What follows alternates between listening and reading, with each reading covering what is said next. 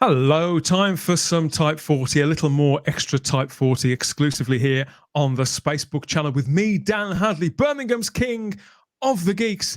And who's calling this time on Type 40 Extra? You're going to find out right now. Not going to leave you in suspense. It's my mate, JT. Hello, and hello, Spacebookers. Welcome back. Yeah, just in case you're wondering, this is our before show, after show, and in between show. Between all the Type 40 podcasts and live streams that we put out through the Fandom podcast network and here on the Spacebook channel and all the live streams and stuff when we monkey around on a Thursday evening with JT and the rest. It's been a while. How things been with you? You seem like you've upgraded your wardrobe, I think. Yes, do you like this? Look at that. Very snazzy, sir. Very snazzy. This is only fitting entering into the 60th anniversary. Yeah. Isn't it just? And it's one of the t-shirts we featured on Merchandise Paradise. That is was available on the 23rd of November last year. And I think they're going to be available later on this year as well. But it shows you, doesn't it? Doesn't the logo look fantastic? Wow. Positively pings. Yes, pings. It does. Yeah. Blue on black there. Very, very classic. It'll be very smelly at the end of the year, though. This is it. You wash it inside out to make sure that the absolutely don't fade that can. Yep. And we're finally here in the 60th anniversary year, and I would imagine that I can't wait to get together the rest and talk about all the merchandise because it's gradually trickling down, isn't it? Or trickling up, obviously up to where you are. Couldn't quite get to exactly where you are, but I got us to Glasgow, which is near enough, isn't it? Near enough to TARDIS. It's near enough where I am, yeah, and I know that box very, very well. There are 6 like that, Spacebookers in Glasgow. If you're coming to visit, really? There are 6 of them like that. Absolutely. Are they dotted around the capital, or are some of them sort of on the outskirts? No, they're all dotted around the capital, and it's a good game, and it's a fun game to go around Glasgow trying to find them. Yeah, I love it. So if you want to know more details, get in touch with us. I'll let you know where they are, and you can go and look at them. Yeah, there could be a video or two in that, because this is the show where we scroll across our view screens and take stock of what's going on in the Whooniverse, whether it's the fixed points or the not so much. And it's on and off screen in all things Doctor Who. And this time we've got together because both of us are now readers of Doctor Who magazine again, aren't we? You've started picking up the official magazine once again after a bit of a gap. I had a bit of a gap. I stopped buying this when the magazine celebrated its 40th edition. That was the last one I bought because I wasn't invested in the TV show. And I so want to support the new version of Doctor Who that I have started buying this since that logo appeared again. But they don't make things easy, do they, Dan? It's No, they don't. I mean, it was so much of a triumphant relaunch for Doctor Who magazine, so much so that they couldn't get copies of the first 2 issues out to the shops fast enough. It was very difficult, very spotty to get them all over the country. This month, they had the reverse problem, and I understand that some copies were in shops a week before the official date that issue 586 was supposed to be, even with subscribers, let alone with the general public. Certainly like me, I don't subscribe to the magazine. Strange, they can't seem to get it quite right, can they? But they've only been in the game for 40 years. I know they're still on a learning curve, though. They still get it, but never know what might happen next month. Mine came in on the day it was supposed to, so I was fairly grateful for that. But I mean, look at this. I look at this here. It's $6.99 a month now. That's a lot of money to invest, especially currently, isn't it? It's a lot of money. So there are expectations that I certainly have from this magazine. And of course, all the Spacebookers and fans in general will have expectations from this magazine. But the question is, are they meeting those expectations at the moment? There was a lot of goodwill directed towards the magazine with the relaunch a couple of months ago. And yeah, you could say it was cosmetic, because that diamond logo that we've just been talking about, that's emblazoned across your own chest there, it's done a lot of heavy lifting for us, isn't it? It means a lot to us seeing that in place. And I do think that it's been like a bit of a beacon to older fans, not necessarily old in years, but people who had moved away from the magazine because of a noticeable lapse in quality and in the care that's being put together. But over the last 3 issues, there's a lot more to talk about, a lot more exclusives, a lot more of that TLC, and a feeling that I get from reading it, JT, that they're not taking their readership for granted in the way that I think that they were. I don't think that was a conscious thing. I think the BBC themselves consciously do that. but I don't think the Panini were doing that. I certainly don't think Marcus or Emily were party to that at all. But it had just a kind of malaise had set over the magazine, hadn't it? Yeah, I think it had, because, a lot of us weren't buying it, and that would have come through. They would have known about that. They would have known about the audience that were possibly buying it. And now when you're looking at the fact that you've got this fantastic opportunity to relaunch yourself and get it done again and get us all coming back. I've said it before and I'll say it again, though. If you're going to use that logo, there is a responsibility to that, I feel, because with that logo comes an incredibly magic time for Doctor Who, a time of consistency and popularity and strength. And if you're going to use that logo now, I will expect that in not just the magazine, but in the TV show and how it's interpreted, because, it's a case of being able to, you're actually associating yourself with a golden age for Doctor Who. Do you know what I mean? Well, yeah, completely. And I think the last thing, obviously, they can't afford in 2023 now, they can't afford to drive readers away again. The magazine came very, very close to cancellation. They've managed to connect with something. And I think it's due in no small part to Russell T Davies and the renewed sense of energy and expectation surrounding the show. And the last thing that they need is to make any silly mistakes or to align themselves with anybody or anything that was going to have the reverse effect, because it could just as easily go from this to this. They absolutely could. And it's so easy to do. And it is it is a great concern for fandom at the moment, and especially for diehard fans like all of us who haven't been engaged with the show for possibly more than the Chibnall era. Some of us were starting to drift away in the Moffat era. Some of us drifted away at the very beginning of 2005. So there's a lot of responsibilities here for both television and for the merchandise that comes off it, and also for Doctor Who magazine. You could be wondering out there exactly why, because there must be something, hadn't there? Why have we got together? What has spurred this video on? We couldn't possibly be just gathered here to sort of chit chat about Doctor Who magazine generally, could we? And you'd be absolutely right. But before we get there, please like this video if you haven't already. Subscribe to the channel. Check that you're still subscribed, because YouTube, I don't know what keeps happening there. The Pixies, the Gremlins, whatever, the Adipose, they're in the system and people keep being unsubscribed. So please check that you're still subscribed and hit the cloister bell to get all the notifications about what we're doing next and when we're doing it. That's the podcast, the live streams, or more of these extra videos. Lots of Doctor Who content coming at you for the 60th anniversary. Yes, so the magazine came out. You picked yours up, JT. So this is, what is it, issue, what was it, 586? Is it 586? 586. Number 586. And no sooner had I picked mine up and got back home, you were already in the Type 40 Facebook group, somewhat venting your spleen. So I've got a quote here from you. And you opened your post with, having rediscovered Doctor Who magazine in my genuine excitement over a brand new era, this last issue has left me feeling perturbed. Perturbed. That word would get you probably quite a good score on a TV game show, but it's a very it's a very particular feeling, isn't it, being perturbed? So what do you mean, and what's spawned this? Well, really, it did come from the main article, which I was really looking forward to reading, with the brand new production team, which, of course, as we know, consists of Davis and Collinson, Tranter, Gardner.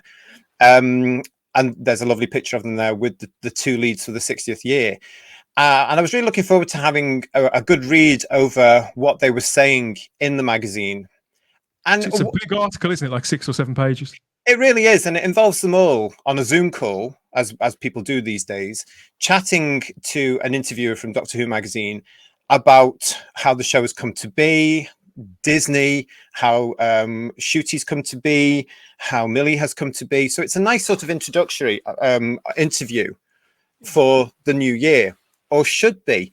But what got me about this is that, the use of exclusionary language, from my point of view, I got to a certain part and went, oh, for crying out loud, because it's exactly what fans, and to an extent myself, are concerned about, what might come through when it comes to good old-fashioned writing of a story.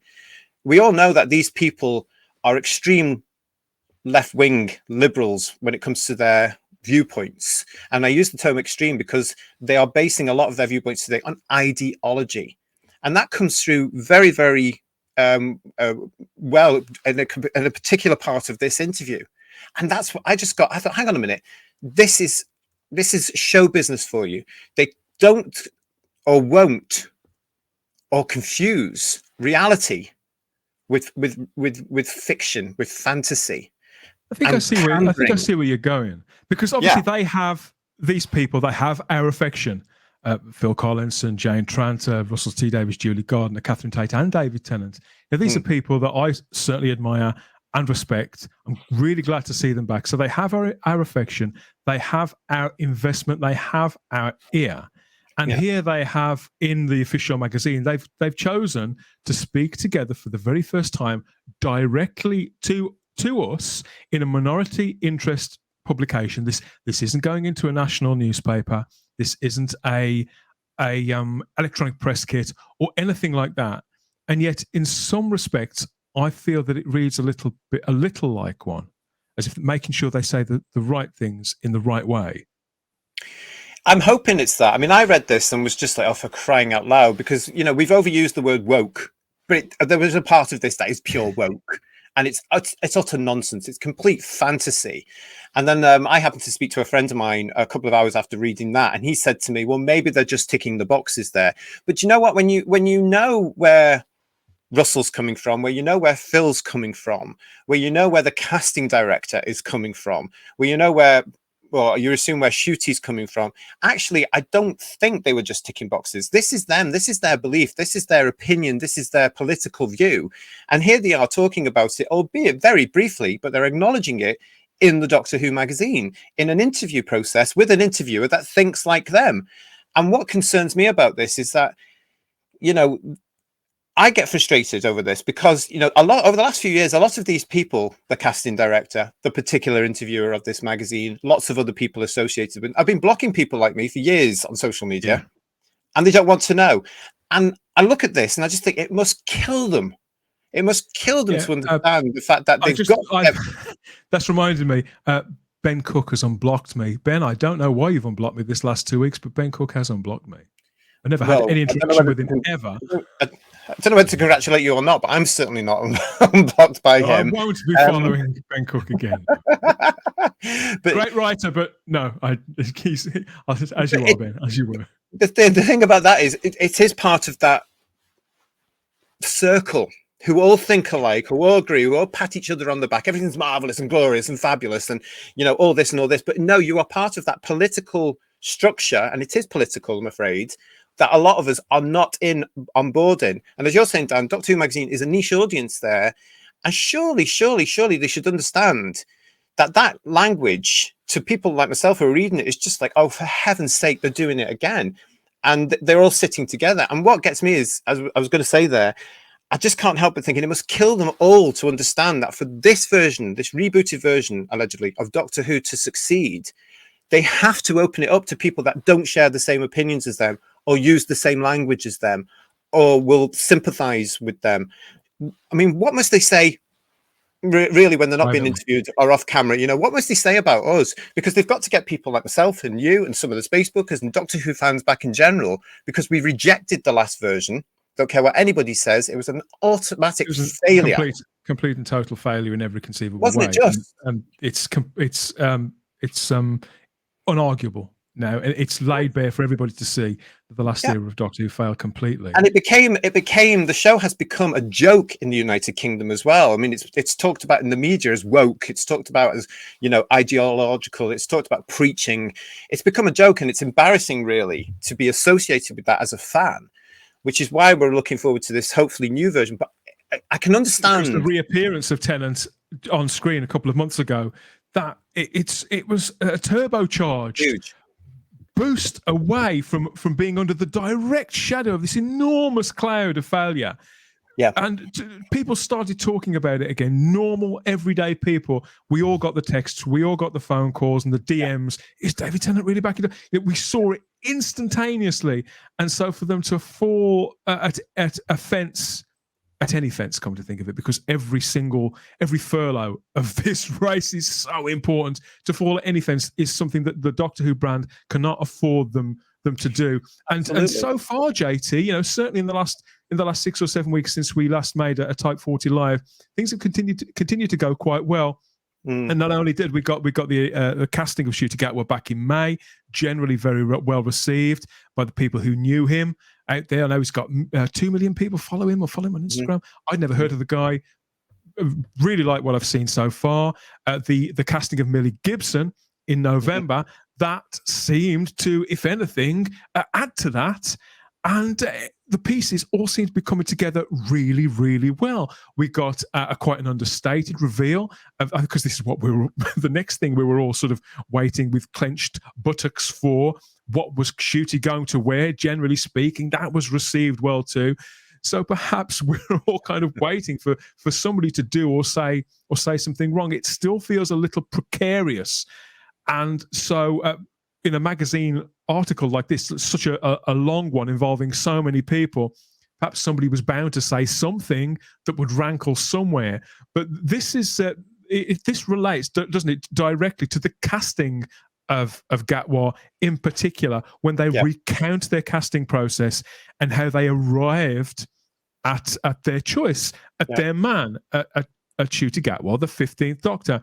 This is, so we've got a quote. This is a quote from Russell T Davies and Phil Collinson on page 33 of the latest issue of Doctor Who magazine. And Russell says, "We saw all backgrounds, all genders. I think as a rule, we were looking for younger. Most people we saw were under 30. And Phil Collinson chips in, we saw men, we saw women, and we saw one non-binary actor." And this was the section in particular that got your attention. It wound me up. I mean, when you look at that, and just keep that on screen for a minute, because I'd just like to explain this. We saw all backgrounds, fabulous, not a problem with that. All genders. There are 2 genders. What is he talking about? There are 2 genders. There's males and there's females. Then there's the other implication. Are you saying that his use of the word "all" rather than "both" is well, yes, because what he's doing is encompassing his own beliefs there from the TQI theory, and the word in any of that is theory. It's not anything but it's a theory, and there you are either born male or female. That's it. Because the expression "all," that's 2. But the expression "all," like we say, for example, in conversation, don't we? Oh, it's suitable for all ages. Is it possible that he could have meant it's suitable for all genders and not necessarily been as ideological as you believe he was? No, I don't think it is at all, because I know where he's coming from this. You know, and thanks to his 2 rants last year, I'm totally convinced he meant more than male and female. There is nothing more than male and female. That's it. That's all you've got. Some so people what are you actually saying there? People do believe differently, don't they? There are people who believe differently to that. But there is a small minority. And what I'm trying to say here as well, I mean, Phil goes on to say we saw men, we saw women, and we saw one non-binary actor. Humans cannot be non-binary. You're either male or female. You can be asexual, but sexuality is totally different to gender. You know, and the fact is with this as well, this language, which is the language of the ideological of the woke, it's extremely exclusive or exclusionary rather to realists like myself. And I just looked at that and thought, oh, for Christ's sake, here we go. Because if this nonsense starts to come into the script, I'm off. It seems to change so quickly as well, even for the most enlightened of us, even for those of us who are the most gracious, who are the most liberal. Yeah, genuinely, classically liberal-minded. Yeah, who generally believe in the principle of live and let live. I mean, for example, if somebody considers themselves to be non-binary, then who am I? Who are you? Who are any of us to say, well, no, you're not? You know, and I would never do anything like that. Well, I would. If somebody says to me they're non-binary, I question that, because from my point of view, 6 short years ago, if somebody had said they didn't have a gender, then instead of being pandered to, especially by the poison that is in show business, they would have been listened to, and then they would have been referred to a gender dysphoria specialist or a psychologist or psychiatrist, whatever. But now, instead of doing that and trying to, and instead of supporting them to find out what the situation is, we give them careers, we give them money, we tell them they're fabulous and wonderful.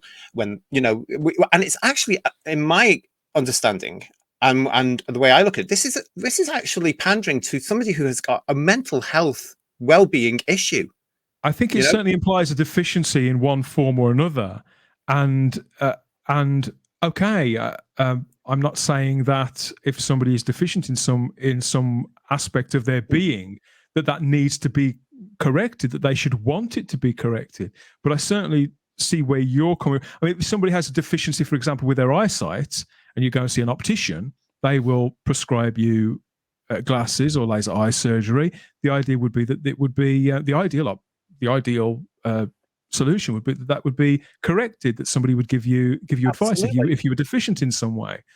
Whereas here, as regards these issues, it's not the case. It's something different. It's totally different, and it's far more serious, because what we're doing here, and I'm going to keep using this word, we are pandering to a minority of very confused people who are getting, I mean, sexuality and gender are two totally different things, but somehow people are pushing them together, and that's creating fractions, it's creating wars, it's creating arguments. You know, you've got all these things now are splintering up. It's affecting all aspects of society. This is where I fall between the cracks in some of these paving stones, because I'm outside of this equation, and I don't understand, because it's not necessarily my world, but also it all evolves and changes so quickly. Yes, it's hard to keep up. It's hard to know what you've just said there illustrates, with no offense made, but the complete complacency and ignorance of the heterosexual community. It does affect you lot,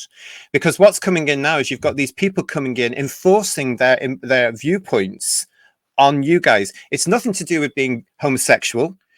No, exclusively. It's got to do with everybody, because what you've got now is you've got people coming up saying, I'm non-binary, and you will. I feel by default, JT, you see. That wasn't quite what I meant, but I do. I certainly hold up my hand to being ignorant. But I think how I feel is that I am having language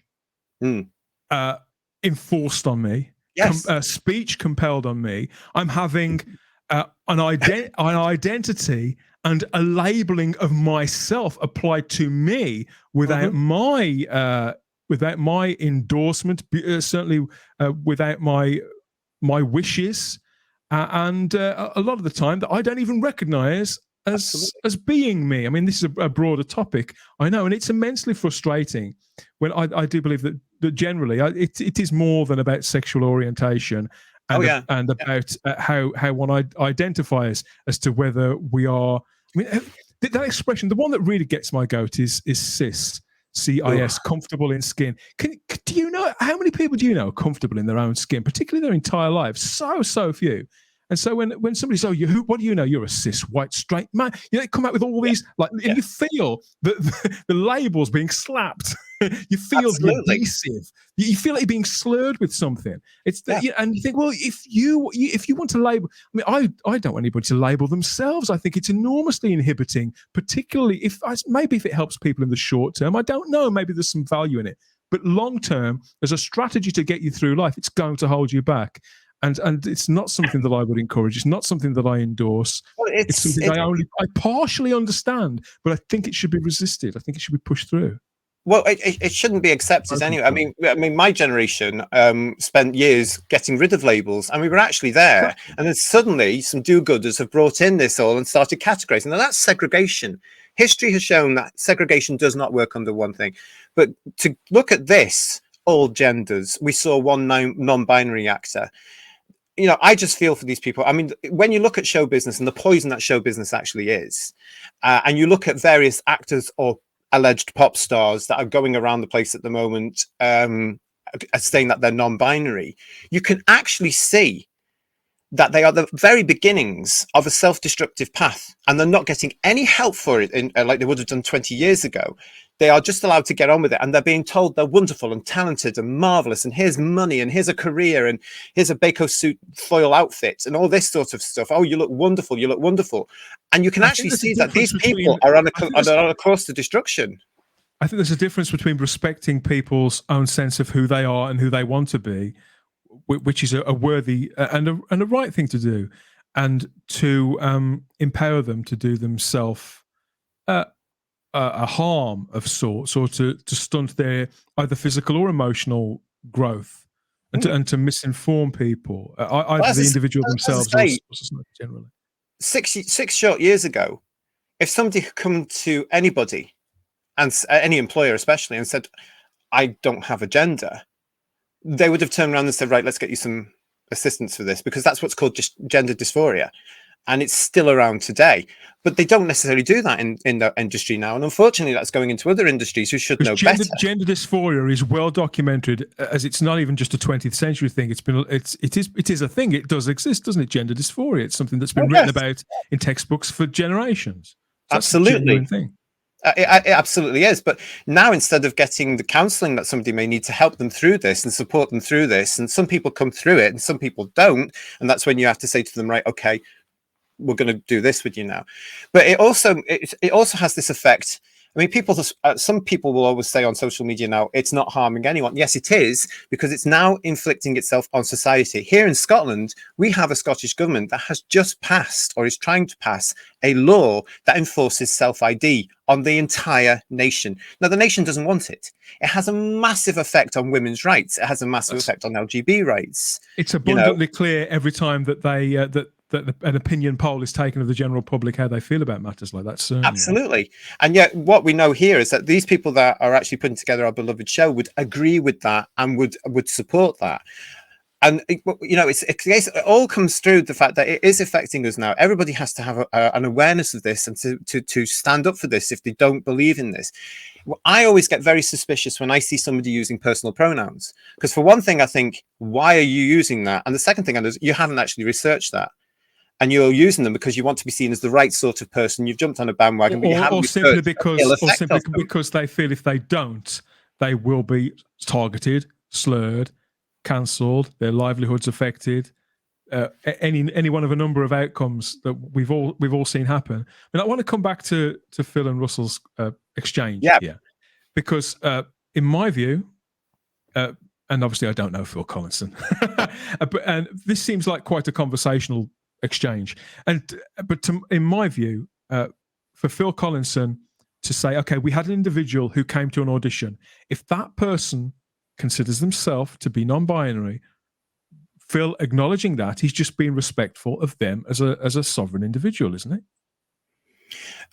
he? Yeah, but what gets me about it is that they'll totally acknowledge that, and they'll think it's wonderful and it's marvelous. And especially as I have met Phil in several instances in the past. I know where he associates. I know where they live and what world they're in, and that world is very much a world of what they call progressive politics. And actually, I would look at it and say it's regressive. It's actually harming certain issues like women's rights. It's harming issues like LGBT rights. They would deny all that, but it absolutely is. But the fact is, why pander to this issue when you are born male or female? And that's the point. There's only two genders. A human being can't be non-binary. So as I say, if somebody is saying they're non-binary, I automatically think, right, who can we put you in touch with to work this out with you? We have mentioned there of the casting process. The casting director employed was yet again Andy Pryor. Andy's worked on Doctor Who, and I believe he's been an integral part in casting several Doctors. Russell T Davies said in that same piece, as ever, we turned to Andy and said, bring us the best in the land. That's a very Russell T Davies thing to say. I wish I could do an impression of Russell. Russell is such a distinctive man, and I do love his exuberance, and I really respond to his manner. And there we see a picture of Andy with Shooty and Russell and Phil again, and Andy there himself on the left. This is a man who's a massive part of the film and TV industry, isn't he, in Britain? But there's an idea. You see, there's an idea when you read this article connected to the quotes we looked at a moment ago, which is like, we saw everybody, we saw all genders, we saw all the, and it's kind of, it makes it seem as if the process was similar to, you remember the X Factor auditions? It could be you, it could be literally anybody, and they would be queuing up for miles, like dozens, hundreds, thousands of people. You know, the doors are wide open. It could be absolutely anybody who gets their time to impress and stand on the spot and do their little bit and piece, and maybe they'll get chosen if they will tick the right boxes. Funnily enough, if they can sing and dance and do, you know, if they're willing to have a fool of themselves made on national TV in that instance. But in this respect, it's obviously slightly different. But they make it seem like it's a quest for a star, don't they? And that's true, because Doctor Who is a star-making role. But there's a disconnect there between the world, the picture that they paint, and the language that they use, and the realities of it. I mean, I read what I have read of this, and I haven't read it all yet, but I've obviously been following the entire casting process, and there is this feel as if we know we're elevating somebody here, and I don't think that. I've never had Russell T Davies down as a liar. I think he speaks too openly for that. But I think that as regards to words in print in official magazines, that each word will have been, I'm sure it's generally as it was spoken, but the wording may have been edited, streamlined to make sure that it fits. It's not going to upset anybody, because the Doctor Who community didn't work then, did it? There's an element to the Doctor Who community that is outraged over absolutely anything. And so from their point of view, they're kind of walking a fine line, and they must be aware of it. The fact that things are so fractious. I mean, the way I see it, all this talk of all genders, all people, doors wide open, and all that kind of thing. It could have been anybody. We saw all these people, and Shooty was the last person to come in, and we didn't know what he was going to. All this kind of thing. This is where I find it quite difficult to believe, because I think that if you'd have asked pretty much anybody, say 8 or 9 months ago, when the role of the Doctor was publicly vacant, if you'd have asked anybody at all with a vested interest in it, or even a curiosity from the perspective of being somebody who watches TV, somebody who is aware of pop culture, there are nobody would have been in any doubt of two things. So firstly, they were not going to cast a woman, because rightly or wrongly, they've just had a woman play the Doctor, and it was an absolute categorical disaster. Not necessarily because she was a woman, but that's the association, and they need to propel this brand away from that crash site, don't they? So there's no way they were going to cast another woman. And I think that it was also very clear that they would, more precisely, they would cast a youngish, conventionally good-looking black man. Somehow, we all knew that. And lo and behold, despite this huge casting process with the best casting director in Britain positively throwing open his contacts list to get literally anybody in, male, female, non-binary, everybody, as fortune would have it, they arrived at somebody who wasn't a woman and who was a youngish, very conventionally good-looking black man. So it seems like, how much would they have paid Andy Pryor to do that? Whereas I think there are any number of people, not just Doctor Who fans, but out here in the public, who could have predicted the outcome of this casting process. And I speak as somebody who is really excited. I think they have got the right man. I'm really excited for what Ncuti Gat was going to do. I think he looks the part so far. Every picture I've seen of him in character, admittedly there's only 3, he seems to know where he's going with it. This isn't a diss on Ncuti at all. But do you see what I'm saying? If it had been anybody but a young, good-looking black guy in this role, I think we'd have been amazed, wouldn't we? Possibly. I mean, when you're talking about the casting process there, what you've got to understand, and what I'm trying to reiterate here politely, is that these people are all part of what is actually turning out to be a cult. And that's what I'm saying. So to make out that we don't know what that they were privy to, that it's all very, very magical, and behind closed doors we were casting this spell. Whereas, come off it, guys. We knew you were going to go with the black guy. Yeah. I mean, that's the thing as well. I mean, you were saying there about the importance of where it's going now. I was hoping that the adults were back in the room. I am so wanting to support both Doctor Who magazine and Doctor Who when it comes back at the end of this year. I'm so wanting to support because the this. standards have shot up in that magazine unquestionably. Yeah, even the trailers for the 3 episodes are far better than anything I've seen in many, many years. But I want to support it. I want to be there for it. I want to enjoy it as a fan. I want to come back into it. But when you're looking at some of the stuff they're doing now, and what they need to do is they have to be honest with the fact, well, the last version didn't work. It didn't bring in the millions and millions and millions of people they were expecting it to, because they were right on. In fact, it shed millions and millions and millions of people, because we're realistic. This thing has to speak now to people that don't share their cult ideological beliefs, and they are theoretical beliefs. And they have to look at that language they're using, because you cannot enforce that on us. You are not right on, in my opinion. You're actually damaging society. You're looking at preaching to children, which is a huge issue right now in the United Kingdom, where things are coming out now about things that are being taught across the land in schools.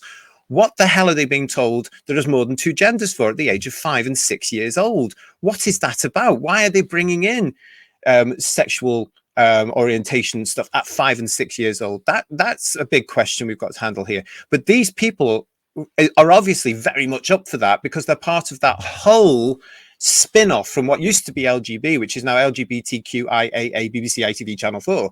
That whole different look, which is nothing to do with the original LGB audience, but they are very much engrossed in that. And your man there, who is your casting director, is very much at the top of that.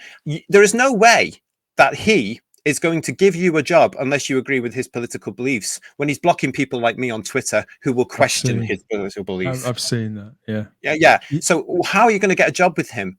How are people who are absolutely not buying into this going to get work in the show business industry? You're not. So what you have to do is you have to actually bend the knee and pretend that you do, even though behind the scenes in your personal life, you may be thinking that's all complete and utter bullshit, but you just want to do a decent, honest work's pay and get a job done. It's so corrupt. And when this came up in this magazine and that article, that honestly, I just went, oh, here we go. So, will it creep into the show? I don't know. Do we know how many people roughly auditioned for the role of the Doctor this time? No, I haven't heard. I wouldn't know anything about that now, because I've been blocked by all the people that are actually involved with that process. Not one of them.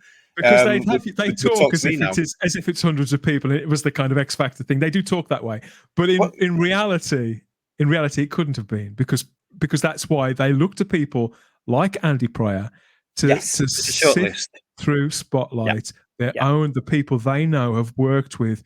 People like Andy are very aware of who is with what agency, who's working on what show, who's up and coming, who could be a good fit for what. That's what Andy would command his salary for, and fair play to him. He's been in that field for a very long time. He deserves. He's been doing it since 2003. He's been with it since the show came back in properly in 2004. He's been working in television since the 90s, isn't it?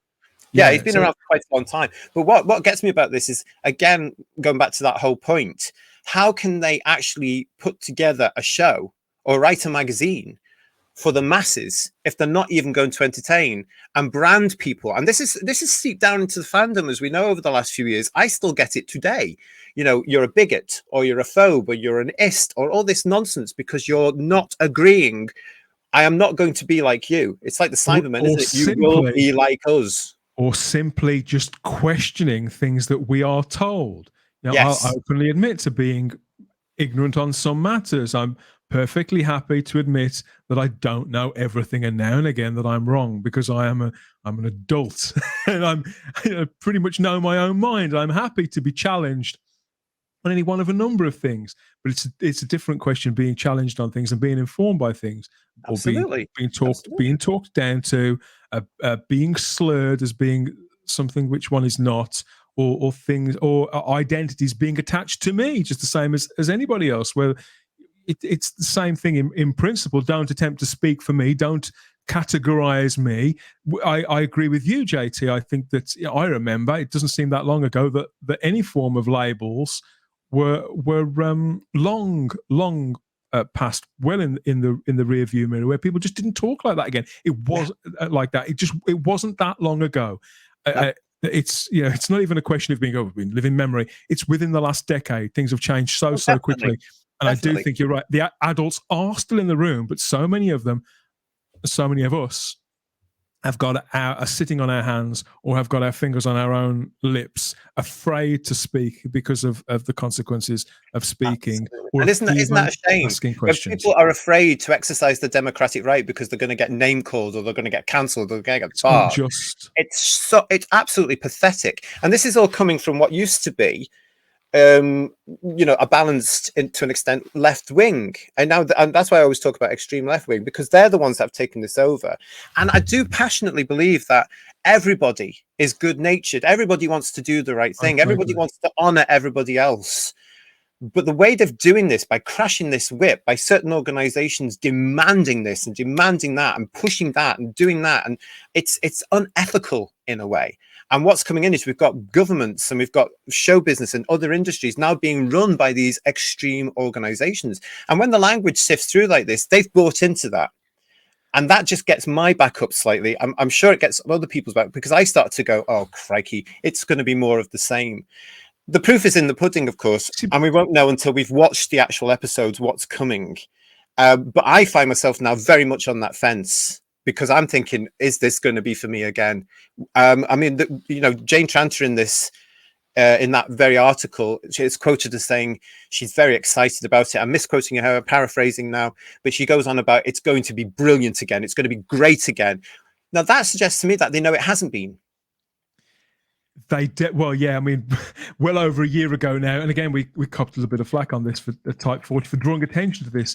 But Bad Wolf themselves tweeted how they were going to save Doctor Who. Yes. They retweeted posts and articles, not just from other fans, but from major websites saying how Bad Wolf are coming to save Doctor Who. So they know, and they may not be saying that publicly, of course not. But don't look at what they say. Look at what they do. If they are endorsing that view, they know it was driven into the ground, and yet they are here to save it. Of course they are. I mean, I've been looking at some of these stats just to try and get what facts I could about it, because taking Phil and Russell, who I have no doubt mean well. I always enjoy hearing both of those men speak about whatever the topic. Come to think of it, there's some great commentaries that the pair of them have been on, and I certainly respect them both. But for Phil to say we saw one non-binary actor, I'm sure they did, but I wonder, how did that non-binary actor get there? Did Andy Pryor, in his role, was he instructed, or did he take it upon himself to make sure that they saw at least one non-binary actor, some sort of box-ticking exercise statistically to make sure there was one there? I think, obviously, the more people that they would have auditioned, the greater the likelihood that they would audition a non-binary actor if it's an open audition process. My point is a little bit more hard line than you. You can't be non-binary. Humans cannot be non-binary. You are born male or you are born female. Some people do believe otherwise. A very small amount of people do believe otherwise, and those small amounts of people who think that they are, as I say, need help. They need assistance. They don't need pandered to. They don't need being given thousands of pounds and told they're brilliant. They need help.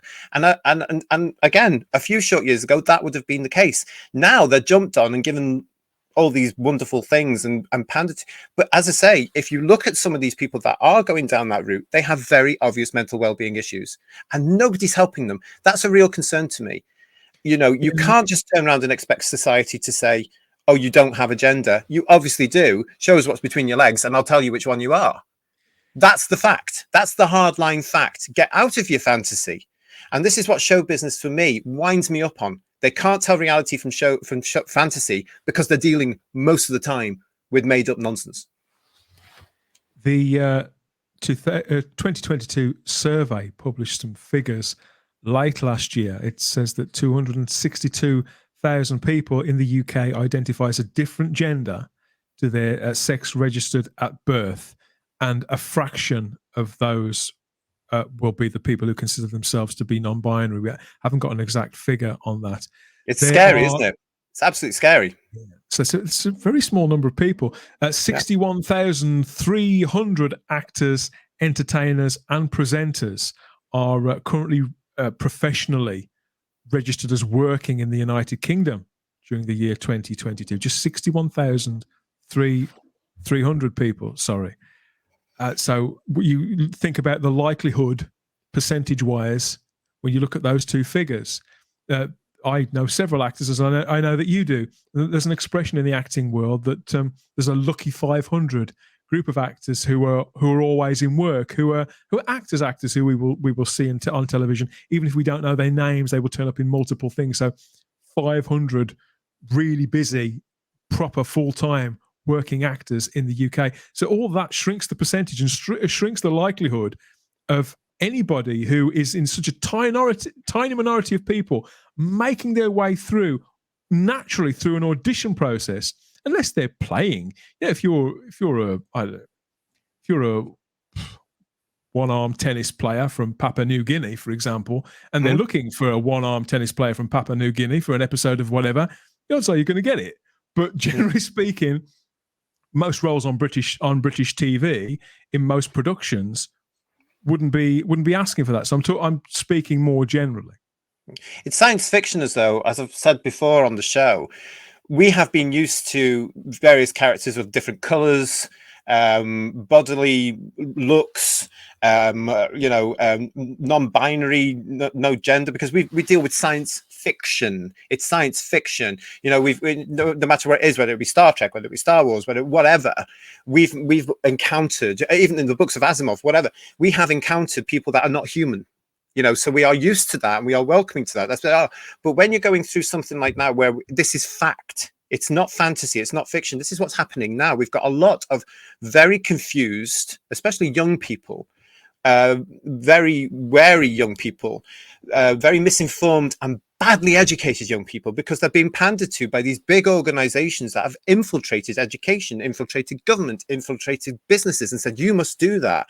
And the knock-on effect from within these organizations is, right, they're telling us we must do this because this is the next thing. And we want to be seen as being right on. We want to be seen as being equality and inclusive and all these usual words. It's not the same as employing more disabled people, is it? I noticed that Ruth Madeley's in the cast of the three specials later next year.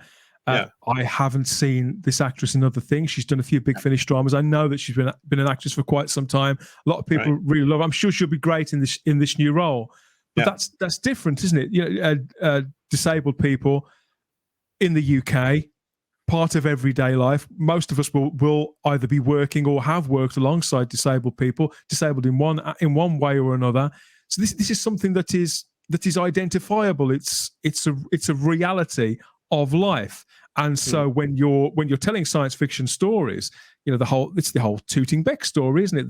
The Yeti sitting on your loo. The power in telling effective science fiction stories is when those two cultures, alien culture and our culture, their world and our world, collide. And so ideally you want an alien world or civilization that looks and feels alien, and a version of the Earth that is the closest to the Earth, and human beings that are as close to human beings, to real human beings, to reflect our day-to-day life. So having disabled people in Doctor Who, that's not the same thing, is it? It's not. No, that's totally different, and I don't want to go down that route because it is totally different, and that's just reality. How people have also lifted, for example, in Ruth's case, they've lifted her up as an example of some sort of woke casting, and that's not how I look at it at all. I think it's two completely different things. Well, we won't know until we actually see the episodes where she's in. If the role has been created for somebody in a wheelchair, then that's something, or even if it wasn't, and they just, I think that's a totally different thing. But when you're dealing with something where somebody's coming along saying there are more than two genders, or I am non-binary, that's a different issue completely. That's what I mean. What they believe rather than what's necessary, what's factual, clearly true. Yeah. I mean, the belief there as coming from this cult, really, of badly informed, not supported people who are coming out with this sort of stuff. I have met people that have said to me, I am non-binary, and I'll always question saying, why do you think that? And there's a case where I do get to think, hang on a minute, there's something not quite right here, because you can't be, and that's a mental well-being issue for me. And considering that in the United Kingdom, we're always banging on about mental well-being, why aren't they being supported to actually discover why they think they're non-binary? I just don't think personally it should be pandered to, and show business is very good at pandering to these fantasies and these illusions. And so are these people that at the moment are back in control of Doctor Who, because that's where they're from, and that's very much their political point of view. And I just hope that they've learnt the fact that, hang on a minute, that sort of philosophy, all that comes with that, was rejected by not just the fandom, but by millions and millions and millions of the people of the public who watched this. And I hope they're going to actually just look. I mean, even right now on the Doctor Who socials, they're banging on about the Whittaker era, when really what I think they should be doing, instead of inserting the fact that Jodie Whittaker is the Doctor and then the other woman whose name I never can remember is also the Doctor, they should be actually just forgetting that now and just gently shoving it aside and focusing on the new in order to bring us all back. But they're still not doing that. They're still reminding us of about a failed era that alienated millions of us.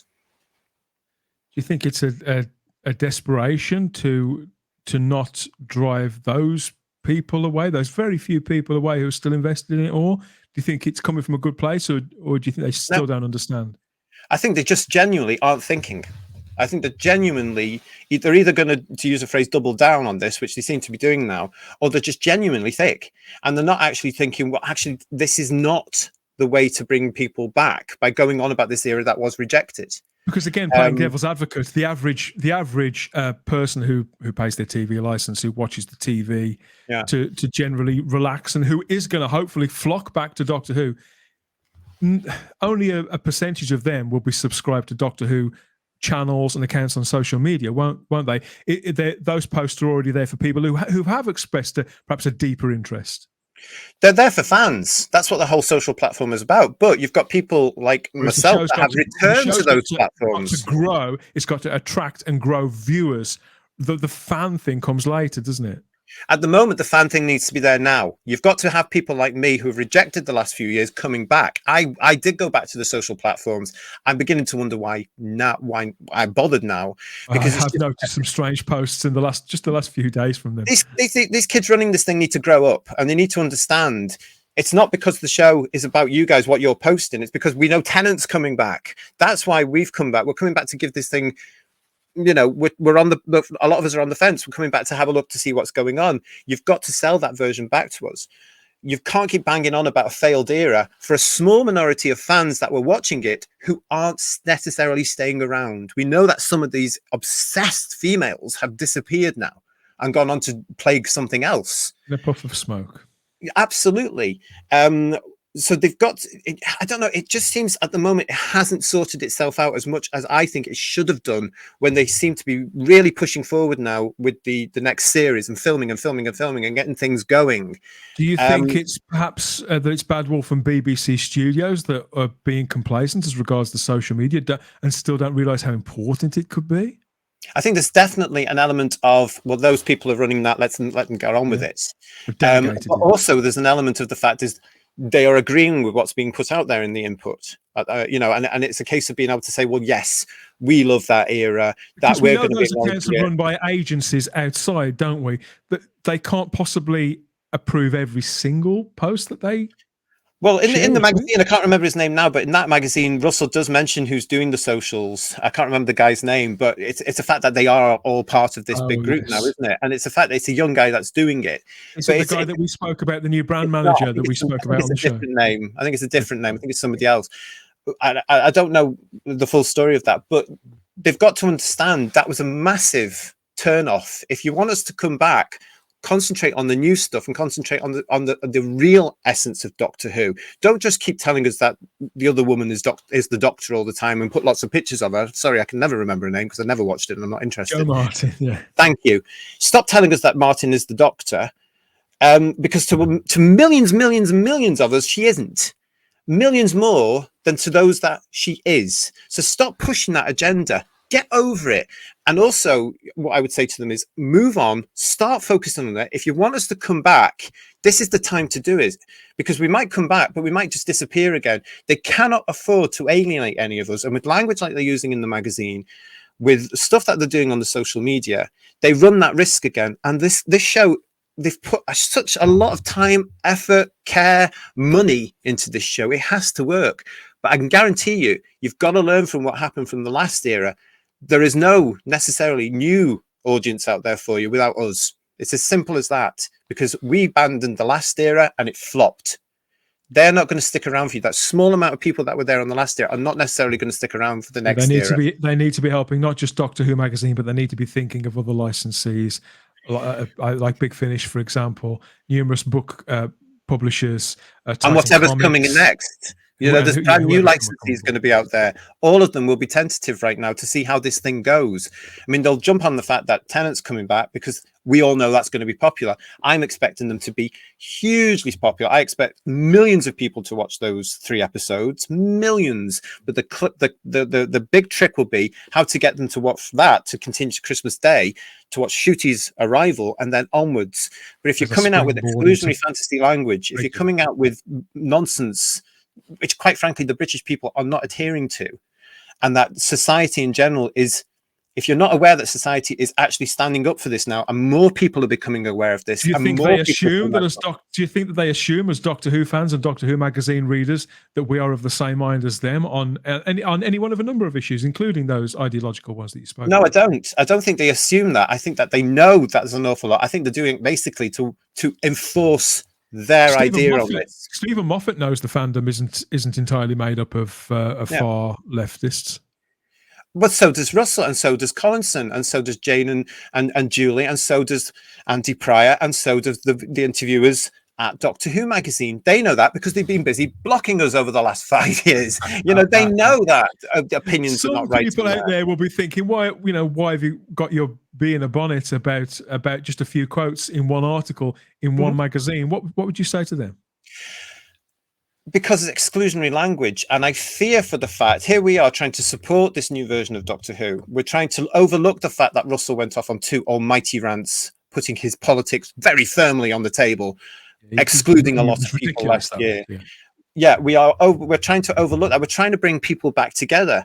But when they are very much putting their political opinion on, which doesn't tally with a lot of us, myself included there, I can't help but start to think, do I really want to be invested in this show again? Do I really want to go? There's a lot to be said for speaking from the heart, which I think Russell does most of the time. But if it makes no sense to a great deal of people, if they can't relate to it or they simply don't agree with it, there are times when even people like Russell T Davies and Phil Collison should maybe choose their words carefully. They have to, and they have to learn. And I was hoping that they would have learned, because you can't go around saying anybody who votes Conservative is a murderer. That's nonsense. It's utter nonsense. Sit down and have another drink, love. Do you know what I mean? But it shows you where they're coming from, and it's extreme ideological beliefs that they're coming from. And they have to understand, Doctor Who is not a political show. I don't care what anybody says. Just give us a man that's running around time and space with his pal. I agree. It's not a political show. Absolutely right. That's all we want. We don't want trans issues. We don't want non-binary issues. We don't want any of this stuff brought into the show. That statement is not a rejection of trans people. It's a different. Again, it's a completely different thing, isn't it? Yeah. I mean, we have got a transgender actress who was a big hit. I know you're very excited about. Me too. I think she was. I use the term "she" as I'm polite. But Heartstopper for Netflix was a massive hit last year. Series 2 is coming this year. She's in it again. Can't wait to see how they all do. I think she was cracking in that. I think she got the character down just beautifully. Very excited to see what Yasmin's going to do in the new show. So it's nothing about that element there. It's about the fact that there will be people watching this who will be assuming all sorts about both our character based on this conversation. Well, absolutely. And all we can do is watch the show. But, it's exciting to see what all of them are going to do. What's David going to bring? What's Catherine going to bring to this again? What's Bernard's role in the show? That's something completely different. But what I'm trying to say is, don't make the mistake that it has done previously by just preaching to us and telling us you will think like this. We think like this, so you have to. Don't put your agendas into our show. Mind your language on this, because, as I say, I couldn't have been the only one that read that paragraph and I went, oh, for Christ's sake, here we go. It's boring, it's tiring, and we don't agree with it. And I actually think at some point, this is all going to come to a head in real life, in society, where we have to turn around and say, a big fat no. There are two genders. You cannot be non-binary. Let's have a discussion about this. And of course, the philosophy at the moment and the dictate at the moment is this is not up for discussion. It needs to be. I'm happy to say that discussion is always open in the comments section of the videos on the Spacebook channel and on Type 40 and Type 40 extra videos. Let us know what you think of what JT's had to say about all of that and everything within this video, all the little things that we've dipped into, all these topics, whether it be the 60th anniversary itself or some of the talking points there from that has been said by members of the production team of Doctor Who within the pages of Doctor Who magazine issue 586. It's in the shops now, as they say, in newsagents there. You can go and pick that up. You got the latest chapter of that comic book story, the 14th Doctor versus the Daleks. You've got exclusive chats with the production team and the stars of Doctor Who for 2020, Christmas 2023 onwards. So there's lots of exclusives in there as the return, hopefully, to glory of Doctor Who magazine continues. Let's end with a slightly nicer quote from Russell T Davies. See how you feel about this. He recently said, as regards to the fact there was no Christmas or even festive special, whatever that means, there was nothing this year as regards proper specials of Doctor Who for the first time since 2004. I'm sorry there's no special this year, but I absolutely promise this time next year, you'll be staggered with surprises we've got in store.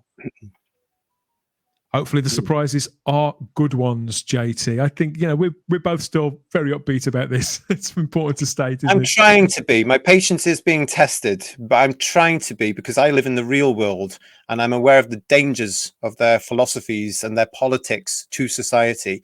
And I am totally against them. So I'm trying to be. It's difficult sometimes, though. I completely respect where you're coming from. Filming on new Doctor Who material is going on at the moment all over the place. In Swansea, I think they've been in Swansea this week. Ncuti Gatwa and Millie Gibson with a massive Christmas tree. So I would say we're going to get that on Christmas Day. So it's difficult, isn't it? You don't want to see too much. You don't want to be spoilt for it because it's so exciting. But yeah, we're really, really invested. There'll be lots more conversation about that coming when Type 40 Live returns in a few weeks' time. Myself and JT and the rest of the regulars getting together, chewing the fat, shooting the breeze, and geeking out about all things Doctor Who, classic Doctor Who, new Doctor Who, and all the exciting, all new Doctor Who stuff that's coming our way. You can check out all the latest videos here on the Spacebook channel too. So there's the Type 40 podcast itself, the very last review I'm ever going to have to do of a Jodie Whittaker episode, at last out of the way. So that's our long form review of The Power of the Doctor, all 90 minutes worth of it. That was myself, Charlotte Shields, Kyle Wagner, and our special guest, Chris McKeon from Black Gulf Studio. We got together and we talked about that conclusion to the Chris Chibnall fiasco, didn't we? We had some fun with that. We consoled one another, and yes, some nice comments on that so far. So thank you. They'll be up on the podcatchers as well as the YouTube channel, and there are the Type 40 extra videos too. So there's unboxings, video diaries, looks at the news and the rumours, and little bite-sized things there, things that don't fit everywhere else. They go out as Type 40 extra, yeah, and you've got the segments from Merchandise Paradise 2 and the Doctor Who Diary and all that stuff coming your way. If you like this video, subscribe to the channel and hit the cloister bell to get all the notifications about what we're doing next. Follow us on social media, Instagram and Twitter at Type 40 Doctor Who. And yeah, we'll see you on the next one. Let me know what you think of it all in the comments section. It's been a thorough one, hasn't it? I can't wait to see what people have got to say about it. But yeah, thanks for bringing this to me, JT. I'll catch up with you again in a few days' time. And we'll speak to you all again soon. Bye-bye. Bye-bye.